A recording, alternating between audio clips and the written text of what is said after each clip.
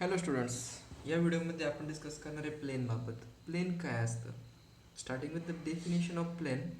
Plain म्हणजे एक surface असतो. आता असं म्हणतो डेफिनेशन होणार नाही. सो सरफेस म्हणजे नेमकं काय असतं? सो मॅथमॅटिकल प्रिसाईज डेफिनेशन अशी आहे, त्या सरफेसवरचे कोणते पण दोन पॉईंट घ्या. For example, if this page is a surface, इथला एक पॉईंट घ्या, इथला एक पॉईंट घ्या, आणि त्या दोन पॉईंटला जॉईन करणारी जी लाईन आहे, ती लाईन कशी असणार? अशी असणार. ठीक आहे.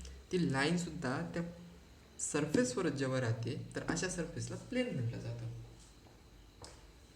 मग तुम्ही म्हणता सर कोणते पण दोन पॉईंट घेतले, काउंटर एक्झाम्पल.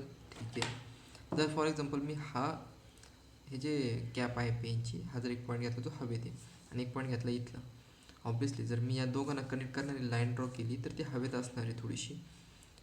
ती या सरफेसवर एंटायरली लाईन नाही होणार, किंवा हा सरफेस आहे तो कॅप्चर नाही करणार पूर्ण लाईनला. ऑब्वियसली हा एक प्लेन आहे, आणि जर मी एक पॉईंट इथे घेतला आणि एक पॉईंट इथे घेतला, जॉईन करणे लाईन केली, एक लाईन पूर्णपणे कंटेन करत नाही.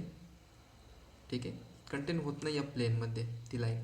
सो तरी पण तुम्ही ह्या पूर्ण सरफेसला प्लेन नाही म्हणू शकतो. प्लेन सरफेस कुठे होऊ शकतो? फक्त ह्या पेजमधले कोणते पण दोन पॉईंट घ्या, त्यांना जॉईन करा, लाईन त्याच्यामध्ये लाईन झाली.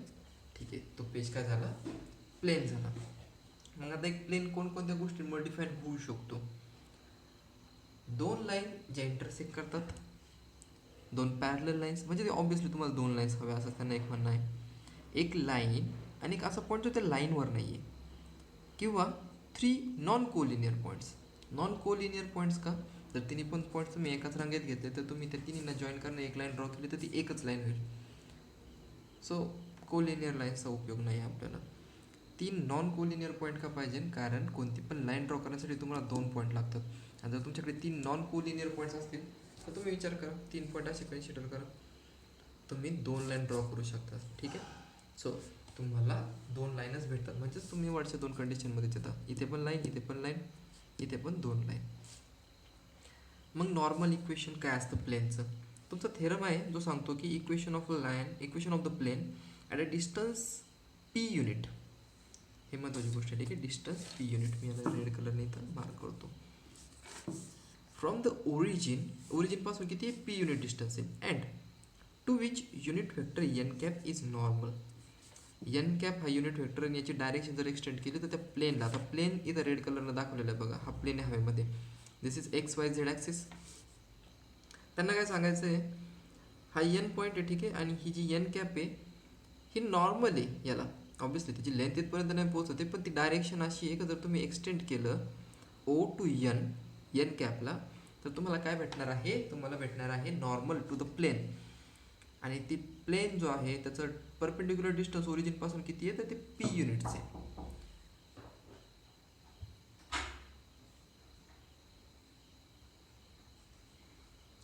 Coming back to the discussion, let O N B perpendicular to the plane. आता जसं मी तुम्हाला सांगितलं, therefore O N is equal to distance P. आता इथे हा वेक्टर आहे, ठीक आहे, this is the distance.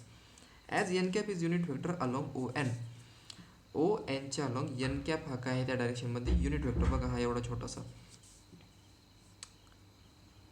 O N bar is equal to scalar distance P into N cap. N कॅपची मॅग्निट्यूड किती असणार आहे? 1 असणार आहे. त्याला जर तुम्ही स्केलर मल्टिप्लिकेशन केलं P, you will get P N cap, that is the total O N bar with the direction also. ठीक आहे, डायरेक्शन पण तुम्हाला भेटून जाते. Therefore N P bar is perpendicular to N cap. जो तुमचा एन पी आहे, एन पी काय आहे? पी हा एक रँडम पॉईंट आहे तुमच्या प्लेनमधलं. तुम्हाला माहिती आहे आपल्याला जेव्हा प्लेनचं इक्वेशन किंवा लाईनचं इक्वेशन डिटरमाइन करायचं असतं, we always need a random point p, ज्याचे कोऑर्डिनेट्स असतात x Y Z.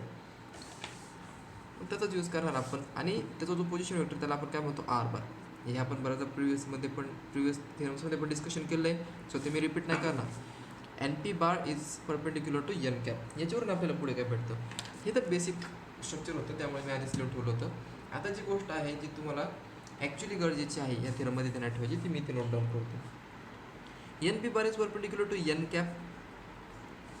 N P is perpendicular to this N cap. ठीक आहे, बाय डायरेक्शन वाईज. मग आता जर दोन वेक्टर्स एकमेकाला परपेंडिक्युलर असतील तर त्यांचा डॉट प्रोडक्ट किती येतो? तो येतो 0, बिकॉज कॉस 90 डिग्री इज 0. आणि तुमच्या डॉट प्रोडक्टच्या फॉर्म्युलामध्ये कॉस थिटा ही मल्टिप्लाय केलेली असते. So whenever two vectors are perpendicular, their dot product is always 0.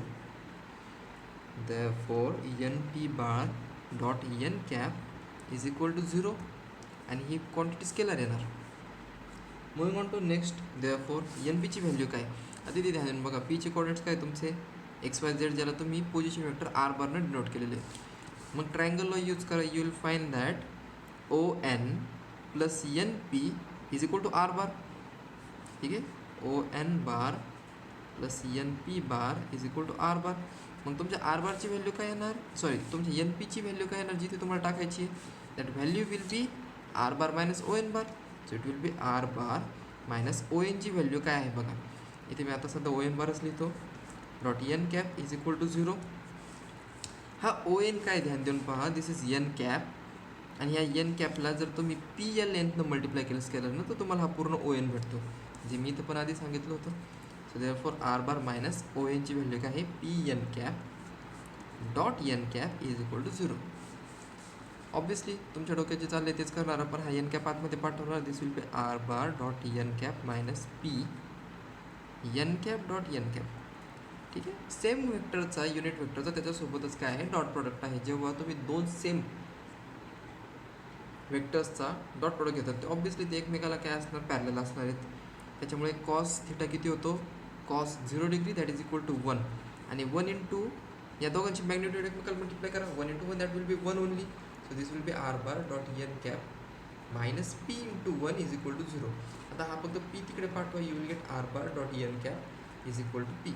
And this is your equation of the plane, and you call this as normal form.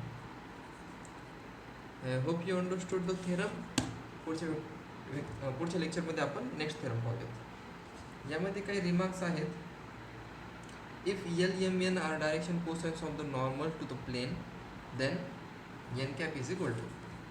ठीक आहे, L, M, N तुमच्या बुकमध्ये दिलेले आहेत. मी इथे पण सांगतो L या M हे काय आहेत, these are direction cosine of the normal to the plane. Then you can directly write the value of n cap as L I cap plus M J cap plus N K cap. Similarly, the equation of the plane is Lx plus My plus Nz is equal to P. ठीक है, equation of plane दूसरी term है equation of plane.